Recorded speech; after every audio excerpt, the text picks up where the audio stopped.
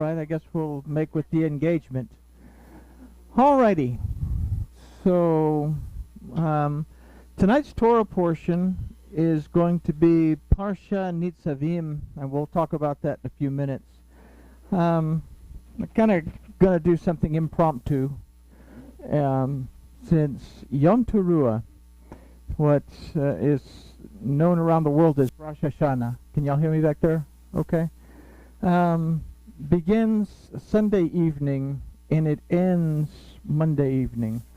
So Monday would be a day that we would consider to be Yom Teruah.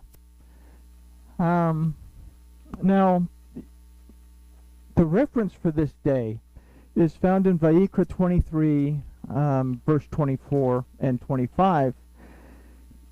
In Hebrew, it says, Daber el bnei Yisrael leomar bechodesh. I lost my place. Hashaveyi be'echad lechodesh yichaye Shabbaton zikron teruah mikra kodesh. And we'll talk to our Elohim in a minute. We don't read it in Hebrew because, what does that mean? In English, in most of our Bibles, if not all of our Bibles, it's going to say this. Speak unto the children of Israel, saying, in the 7th month, in the first day of the month, shall be a solemn rest unto you, a memorial proclaimed with a blast of horns, a set-apart convocation. You shall do no manner of servile work, and you shall bring an offering made of fire unto Yahuwah. So, the Torah says in the 7th month on the first day. The 7th month is not Rosh Hashanah. The 7th month is not, Rosh Hashanah means the first of the year, the head of the year. The rabbis developed what's called a civil calendar. Okay? The Torah is based on the sacred calendar. It's the Torah calendar. It's not going to change. The rabbis developed something called a civil calendar, which would make the 7th month of the sacred calendar the first month of the civil calendar. Then they call it Rosh Hashanah, the head of the year. But we know that the first month, according to the Torah calendar, is the month after we spot the Abib in the field, after the harvest is ready. So, first of all, let's consider it from the Torah's point of view and not from the rabbinical point of view, because it loses meaning. Around the world, everybody's getting ready to celebrate the Jewish New Year and all kinds of good food and the shofar's blasting, because this is what the rabbis say you do on Rosh Hashanah. You blow the shofar 100 times to frighten the Satan away. So let's consider what this Hebrew verse actually says. Okay? First of all, the 7th month, in the first day of the month, shall be a Shabbaton. Shabbaton means it will be a Sabbath. Not that it's the 7th day. The 7th day is Sheviyom. That's the 7th day. Shabbaton means a Sabbath, a day to stop working. And we get this in verse 25 that says, you shall do no manner of servile work, and you shall bring an offering made by fire unto Yahuwah. In other words, don't work, have a cookout, but don't work. Now, where we lose our meaning in this, and I know we haven't talked to our Elohim, and we'll talk to our Elohim right before we look at the Torah portion. I just want to point some things out. Where we lose our meaning is in the last part of this verse. It says, Zikron teruah mikra kodesh. Zikron is a word that we use for memorial, but it also means a reminder. To remind ourselves. This word teruah that has been erroneously translated as blow the shofar, because it does mean blowing. Doesn't necessarily mean a shofar or a trumpet, but it means to blow. But this word also means to shout, and it also means to rejoice. Okay, so let's go with rejoice. A reminder to rejoice. Okay, mikra. So word is used in English for convocation, an assembly, but this word mikra also means a reading, to read.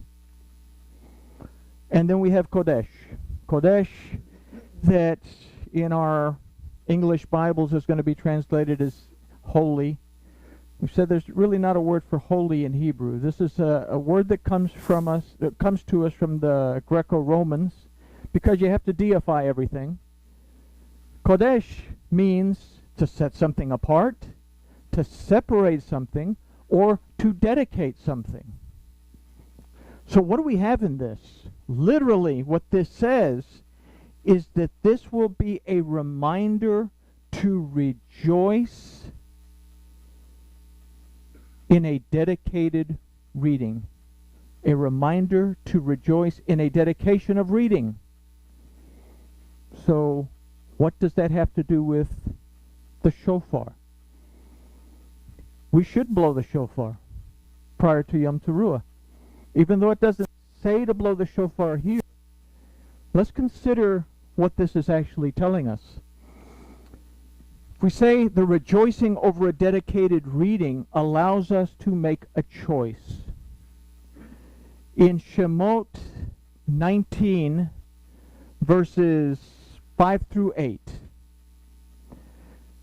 Elohim says to Moses, if you will shema to my voice, if you will pay attention to my voice, understand what I'm saying and apply it to your lives, then you will be my special treasure. You will be my possession. You will be a nation dedicated to me.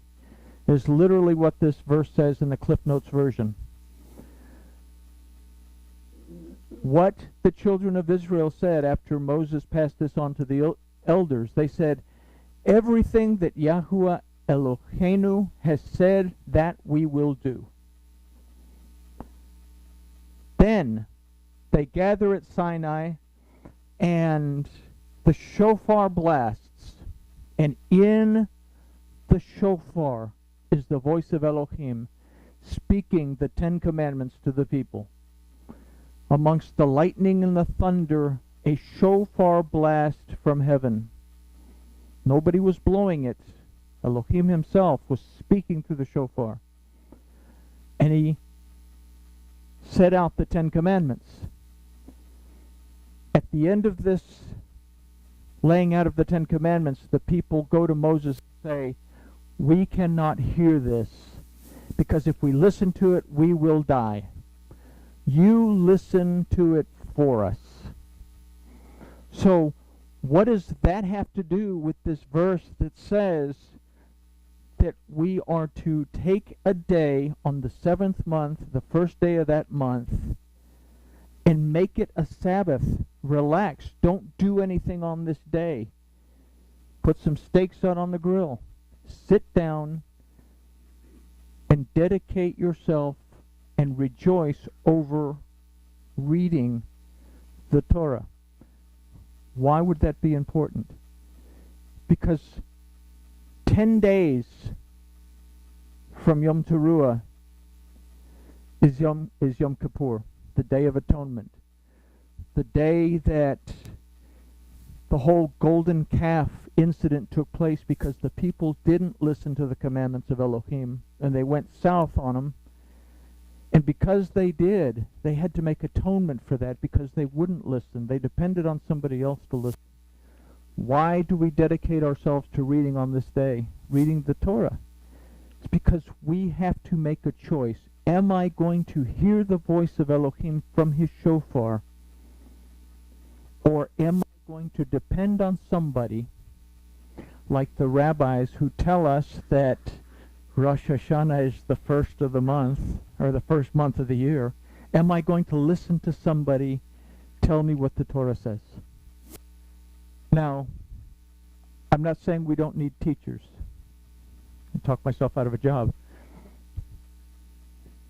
But we have to have the responsibility, we have to be responsibility to go to the Torah and read for it ourselves. Because if we don't, when Yom Teruah comes, that snuck up on us. Why did it sneak up on us? Because Yom Teruah is the, Yom Teruah, not Rosh Hashanah, Yom Teruah is only announced here in this verse. It is the quietest holiday, the most important holiday, but it's the quietest holiday. It's not announced, it's not pronounced, because we have an obligation, a responsibility to be able to read the word and understand it. But why is it important that we understand this and equate it to the shofar blast? Because if we don't take the time to read the Torah, and I talk about the Torah specifically, then the prophets, and once we have that down, then Brit Hadashah, then we will understand what it means when Yahushua is talking about you will see, you will hear the shofar blast, and then you'll see the Son of Man coming.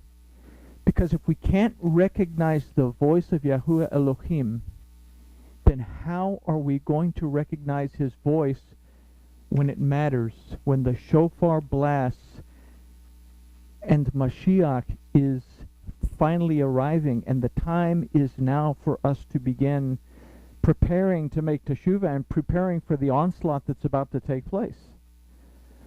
So it's a very important day. I'm not even going to call it a holiday. Very important day in the Torah. But we have to understand it from the Torah calendar's point of view. This is the 7th month, starting Sunday night into Monday and ending Monday evening. That's why they say it's from Sunday to Tuesday. One day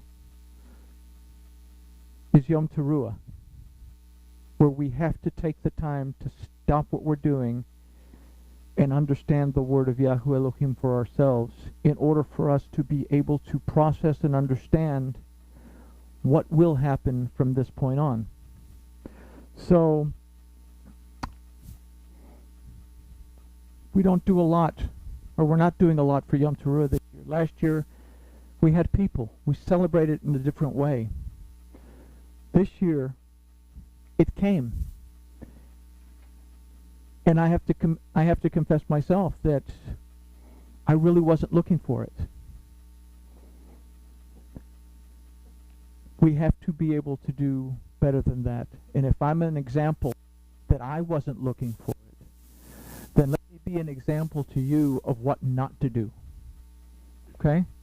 We have to be able to find this day specifically, because 10 days from this day is the Day of Atonement. And it's that day that we have to be able to make that choice. Am I going to hear Elohim in his voice in the shofar? Am I going to commit to taking time to read his word? Or am I going to depend on the 2 silver trumpets that were made that called the assembly to come and listen to the Kohanim or to Moses speak? So there's a little spill on Yom Kippur. So this is where, okay, this is where it gets confusing. In the Torah we have one Torah calendar that we are to keep up with. The one Torah calendar tells us that now is the 7th month. The rabbis in the Talmud, when they established what's called the civil calendar, brought out a new calendar of things. So the 7th month in the Torah calendar is considered the first month in the civil calendar.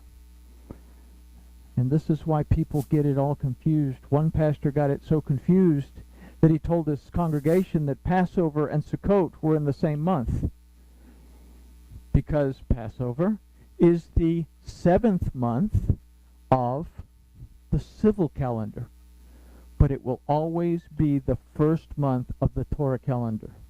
first month of the sacred calendar. And this is where we get confused. Not Rosh Hashanah. It's not the beginning of the year. This is the time for us to begin paying attention, because Yom Kippur is 10 days away. Yes?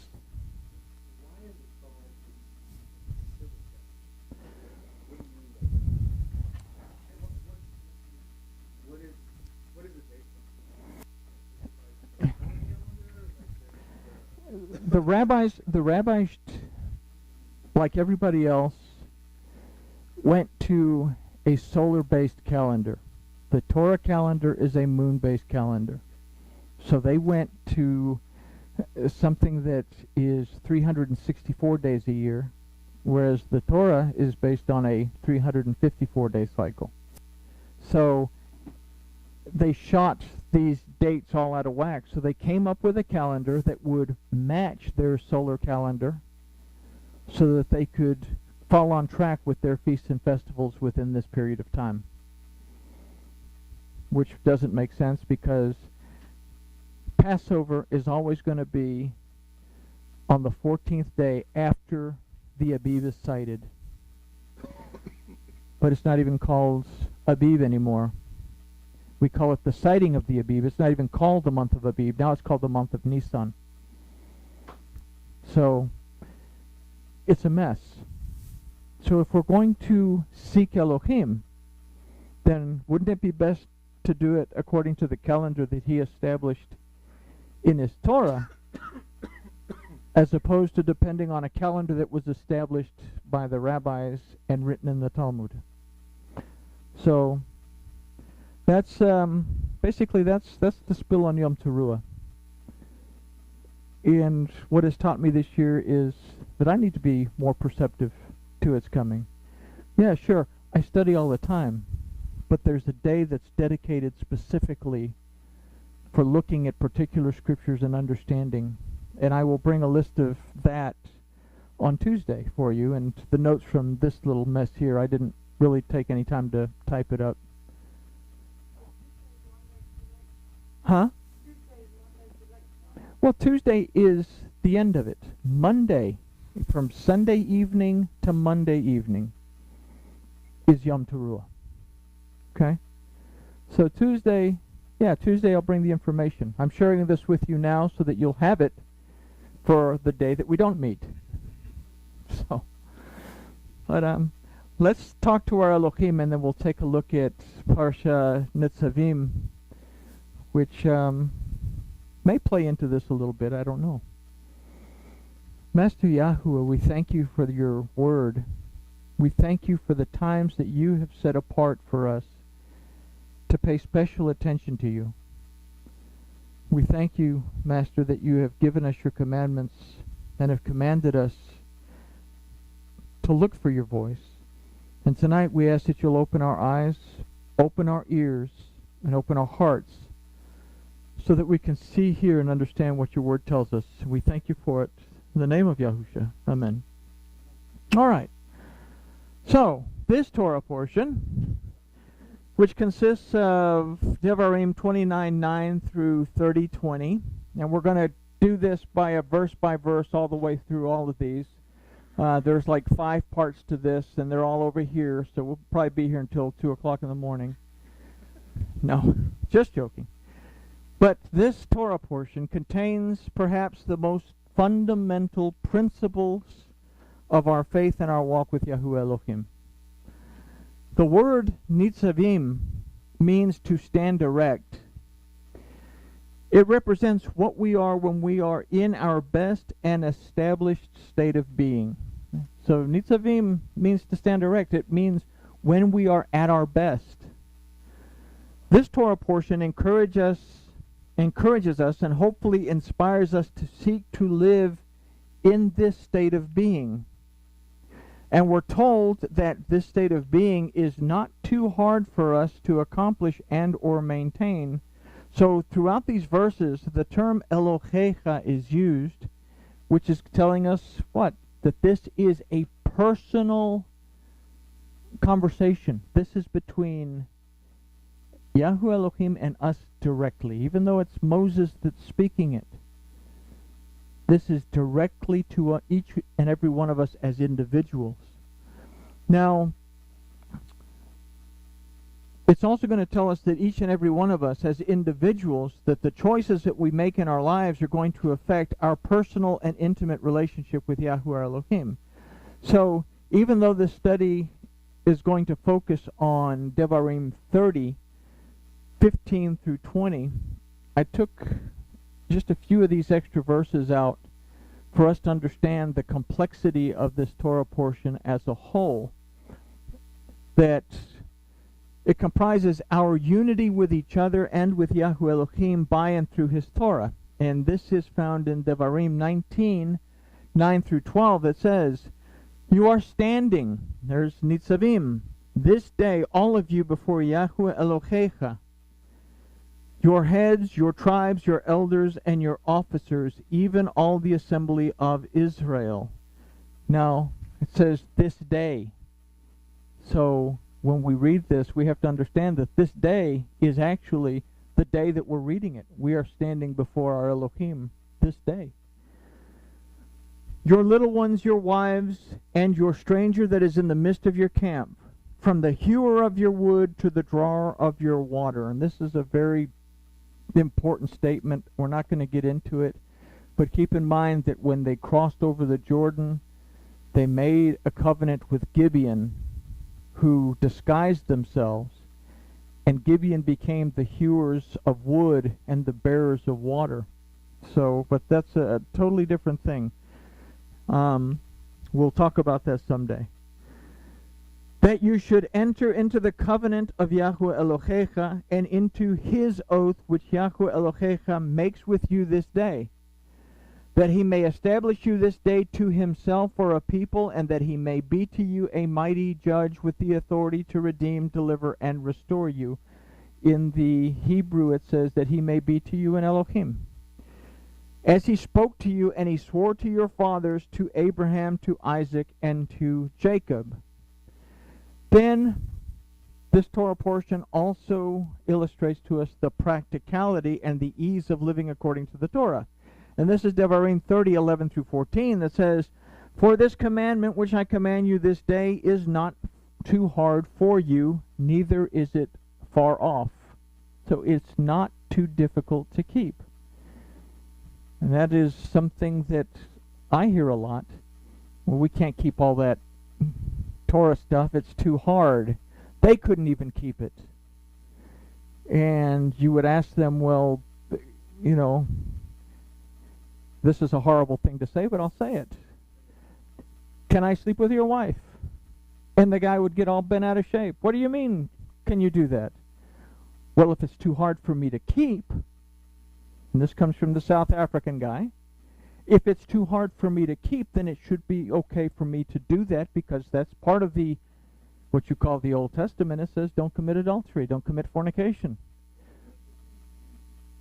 Huh? But we keep the Ten Commandments. Do we? It says Anochi Yahuwah Elohecha, but we don't keep that part. We don't keep the first three. We don't keep the fourth one.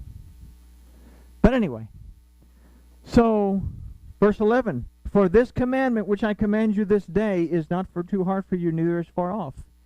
It is not in heaven that you should say, who shall go up for us to heaven and bring it down to us to make us hear it, that we may do it." That can't be an excuse, because somebody did come down from heaven to explain it to us. "Neither is it beyond the sea that you should say, who shall go over the sea for us to bring it to us and make us to hear it, that we may do it." Yahusha also went over the Sea of Galilee to the other shore. And Paul went farther than that. So it shouldn't be too difficult for us to hear it even on the other shore. "But the word is very near you, in your mouth and in your heart, that you may do it."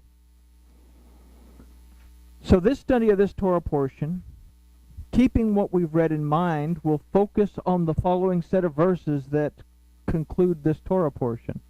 And it begins, "See, I have set before you this day life and good, and death and evil." So it begins with the word ra'ah, that aside from the see also means to inspect, to consider, to carefully observe, to perceive, to discern. So it's not simply just see here. It means look at it closely, look at it carefully, tear it apart. Okay? So immediately we can consider that what this verse contains is not something that we should take lightly. The next phrase will offer us the choice that we must very seriously consider. The word for I have set is natati, that from the root natan means to permit and to allow.